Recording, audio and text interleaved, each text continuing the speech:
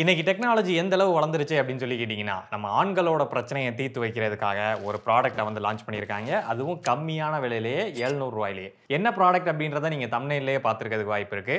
நம்ம ப்ராடக்ட்டை ஓப்பன் பண்ணி பார்க்கறதுக்கு முன்னாடி ஒரு குட்டி ஃபிளாஷ்பேக் பார்த்துட்டு வந்துருவோமா?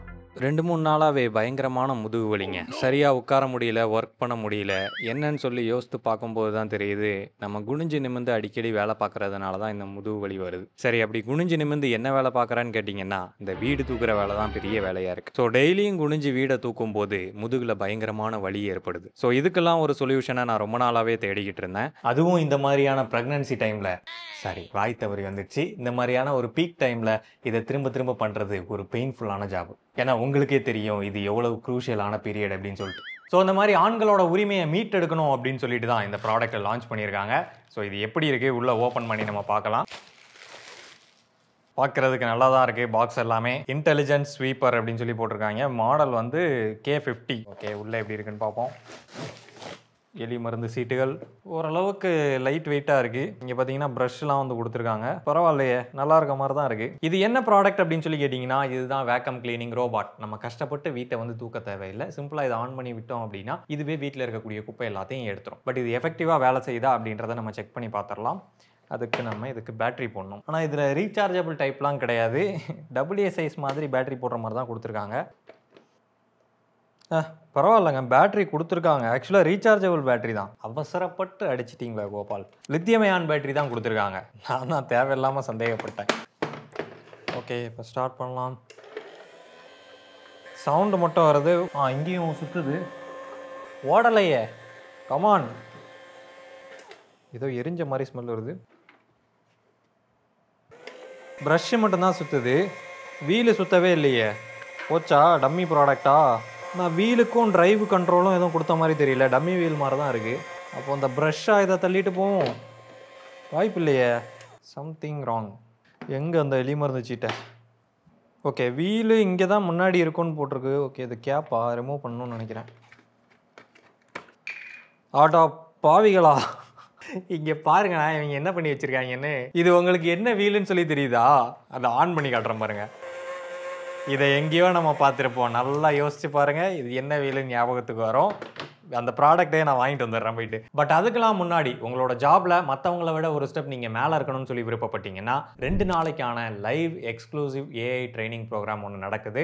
அதுக்கு நான் உங்களை இன்வைட் பண்ணுறேன். வரக்கூடிய சாட்டர்டே சண்டே காலையில் 10 மணிலேருந்து சாயந்தரம் 7 மணி வரைக்கும் இந்த ப்ரோக்ராம் நடக்கும். நார்மலாக இதோட விலை 10,000 ரூபா வரும். பட் நம்ம எந்த விதமான காஸ்ட்டும் இல்லாமல் ஃப்ரீயாக அட்டன் பண்ணிக்கலாம். அதுக்கு காரணம் நம்மளோட ஸ்பான்சர் அவுட்ஸ்கில் தான். World's first AI focused education platform. 16 மணி நேரம் லைவ் இன்டராக்டிவ் ட்ரைனிங்ல நீங்கள் என்னென்ன விஷயங்களை கற்றுப்பீங்க அப்படின்னு சொல்லி பார்த்தோம்னா, 10க்கும் மேற்பட்ட பர்சனல் AI டூல் கிட் எப்படி பில்ட் பண்றது, AI பெர்ஃபெக்ட்டா யூஸ் பண்றதுக்காக ப்ராம்ப்ட் இன்ஜினியரிங் எப்படி மாஸ்டர் பண்றது, எந்த விதமான கோடிங்கும் இல்லாம ரிப்பீட்டேட்டிவ் டாஸ்க்கை வந்து எப்படி ஆட்டோமேட் பண்றது அண்ட் டேட்டாவை எப்படி அனலைஸ் பண்றது, ஒரு AI ஏஜென்ட் இல்ல டூல் எப்படி டெவலப் பண்றது அப்படின்ற மாதிரியான விஷயங்கள் எல்லாமே அடங்கும். ஸோ நீங்களும் உங்களோட கரியரை பெட்டரா கொண்டு போகணும்னு நினைச்சீங்கன்னா டிஸ்கிரிப்ஷன்ல லிங்க் கொடுக்குறேன். அது மூலமா நீங்க ரெஜிஸ்டர் பண்ணிக்கங்க. அண்ட் சீட்ஸ் லிமிடெட் சீட்ஸ் தான் அவைலபிளா இருக்கு. குயிக்கா பண்ணிக்கங்க. அது மட்டும் இல்லாம உங்களோட வாட்ஸ்அப் குரூப்போட லிங்கையும் தரேன். அதுலயும் ஜாயின் பண்ணிக்கங்க. இமீடியட்டான அப்டேட் கிடைக்கும். இதுதான் அந்த ப்ராடக்ட். ஒன்றும் இல்லை, குழந்தைங்க விளையாடக்கூடிய கார். இதோட அடிப்பகுதியிலையும் பார்த்தீங்கன்னா இங்கே இருக்க மாதிரியே அதே மாதிரி வீல் இருக்கும். ஸோ ஆக்சுவலாக அப்போ இது ரோபோட்டே கிடையாது. இது நான் தரையில் விட்டு காமிக்கிறேன் பாருங்களேன்.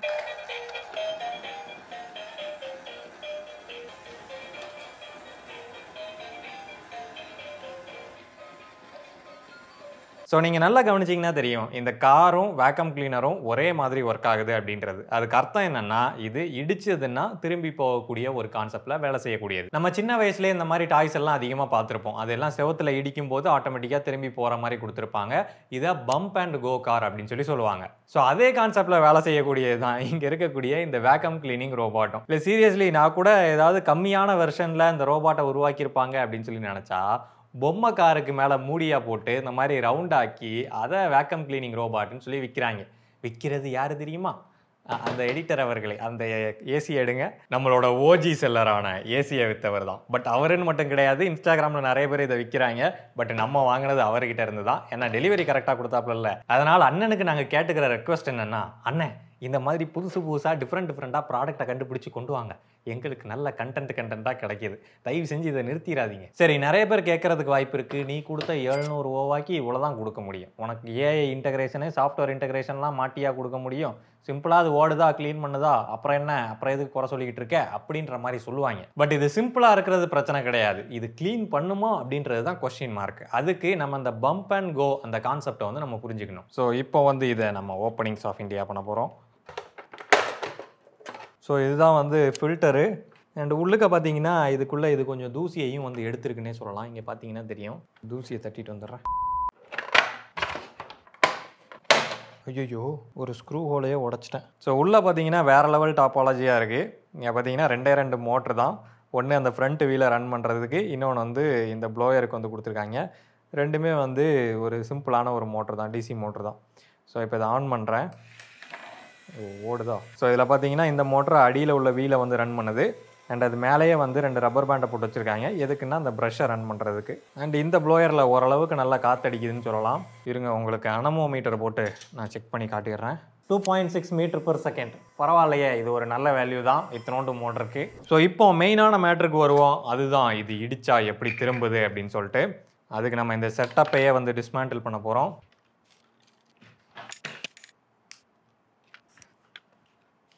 ஸோ இந்த மோட்டர் ஆன் பண்ணும்போது பார்த்தீங்கன்னா இது ஒரு சிம்பிளான கியர் செட்டப்பை வந்து சுற்றுது. ஸோ இங்கே சுற்றக்கூடியது நேராக இங்கே போய் இந்த கியரை வந்து சுற்றுது.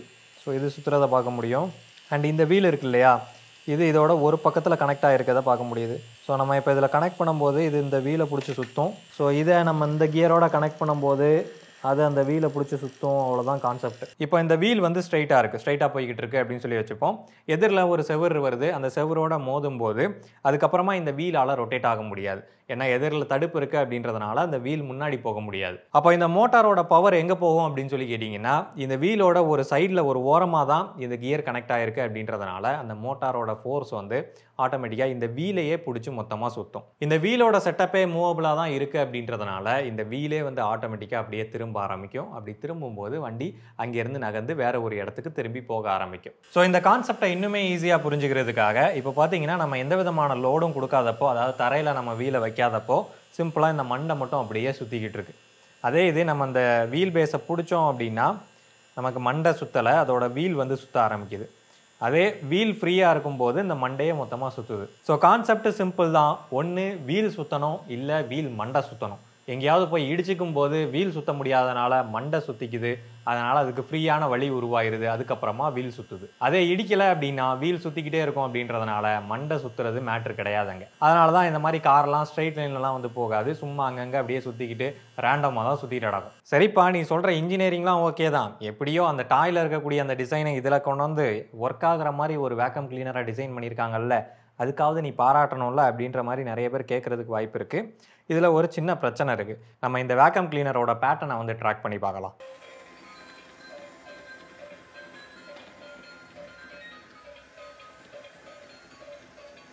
ஸோ நம்ம டெஸ்ட் பண்ணதுலேயே பார்த்துருப்போம். இந்த வேக்கம் கிளீனர் வந்து பார்த்திங்கன்னா சும்மா ரேண்டமாக தான் சுற்றிட்டு இருக்கு. இதுக்குன்னு ஸ்பெசிஃபிக்காக எந்த விதமான பாத்தும் கிடையாது. அதுக்கு அர்த்தம் என்னென்னா இது வந்து க்ளீன் பண்ண இடத்தையே திரும்ப திரும்ப க்ளீன் பண்ணிகிட்டு இருக்கோம். ஆக்சுவலாக இந்த வேக்கம் கிளீனிங் ரோபாட் எல்லாமே வந்து அதுக்குன்னு ஒரு ட்ராக்கிங் சிஸ்டம் இருக்கும். எந்தெந்த இடத்துக்கு போகுது, எந்தெந்த இடத்துல எவ்வளோ குப்பை இருக்குது அப்படின்ற மாதிரி அது ட்ராக் பண்ணி அதுக்கு தகுந்தாப்புல தான் மிஸ் பண்ணுற இடத்தையும் அது ப்ராப்பராக அங்கே போய் க்ளீன் பண்ணிட்டு வரும். ஸோ அதுதான் வந்து ஒரு அடிப்படையான விஷயம். சும்மா யார் வேணாலும் இந்த மாதிரி ஒரு மோட்டரை மாட்டிட்டு வேக்கம் கிளீனர் ரோபாட்டை நான் தயாரிச்சிட்டேன் அப்படின்ற மாதிரி சொல்லலாம். பட் அது ப்ராப்பராக அந்த ரூமை ட்ராக் பண்ணி க்ளீன் பண்ணுதா அப்படின்றது தான் முக்கியமான விஷயம். ஏன்னா தூத்த இடத்தையே திரும்ப திரும்ப எவன் தூத்துட்டு நடப்பான். ஸோ அடுத்த விஷயம் இதோட ப்ளோயர் வந்து அந்தளவுக்கு பெரிய எஃபெக்டிவாக எல்லாத்தையும் பிடிச்சி இழுக்குதுன்னெலாம் சொல்ல முடியாது. சின்ன சின்ன டஸ்ட்டை வந்து வெயிட்டே இல்லாத சின்ன சின்ன டஸ்ட்டை வந்து இழுத்து உள்ளே வச்சுக்குது. இதை இன்னும் எப்படி சொல்லலாம் அப்படின்னா, it's a by product of the motor. அதாவது மோட்டருன்னு ஒன்று கனெக்ட் பண்ணணுன்றதுனால கனெக்ட் பண்ணிட்டாங்க. அதுக்கு மேலே ப்ளோயர் அப்படின்ற ஒரு கான்செப்டை கொடுக்கணுன்றதுக்காக கொடுத்துட்டாங்க. ஸோ அது டிஃபால்ட்டாக அது சுற்றும் போது என்ன அவுட்புட் கொடுக்கணுமோ அது கொடுக்குது, அவ்வளோதான். ஸோ இவ்வளோ ஸ்பெசிஃபிக்கான பவரில் இவ்வளோ பாஸ்கல்ஸ் அளவுக்கான ப்ரெஷரை வந்து அது ப்ரொடியூஸ் பண்ணணும் அப்படின்ற மாதிரிலாம் இதுவும் கிடையாது. ஃபைனலாக இந்த ப்ராடக்ட் எப்படி இருந்துச்சு அப்படின்னு சொல்லி கேட்டிங்கன்னா, ஆரம்பத்திலேயே இது ஒரு ஆண்களுக்கான ப்ராடக்ட்னு சொல்லும் போதே நீங்கள் கொஞ்சம் சுதாரிச்சிருக்கணும். அந்த லட்சணத்தில் தான் இருக்குது. இது ஒரு உருப்படாத டுபாக் ஒரு வேக்கம் கிளீனிங் ப்ராடக்ட். இந்த மாதிரி இன்ஸ்டாகிராமில் இன்னும் பலவிதமான ப்ராடக்ட் சுற்றிட்டு இருக்கு. அதெல்லாம் நான் ரிவ்யூ பண்ணணும்னு நினச்சிங்கன்னா அந்த கமெண்ட்டில் போயிட்டு என்ன டேக் பண்ணி விடுங்க. இல்லை டிஎம்க்கு கூட நீங்கள் மெசேஜ் பண்ணலாம். இல்லை மெயில் அனுப்பி கூட விடுங்க. நம்மளும் பார்த்து ரிவ்யூ பண்ணுவோம். இவ்வளோதான் அந்த வீடியோ. உங்களுக்கு பிடிச்சிருக்கும், புரிஞ்சிருக்கும் அப்படின்னு சொல்லி நம்புகிறேன். இந்த மாதிரியான ப்ராடக்ட்ஸை வாங்குறதுக்கு முன்னாடி 1க்கு 10 தடவை யோசிச்சு வாங்குங்க. ஏமாந்துடாதீங்க. இன்ஜினியரிங் ஃபேக்ட் சேனலுக்கு சப்ஸ்கிரைப் பண்ணுங்கள். நன்றி.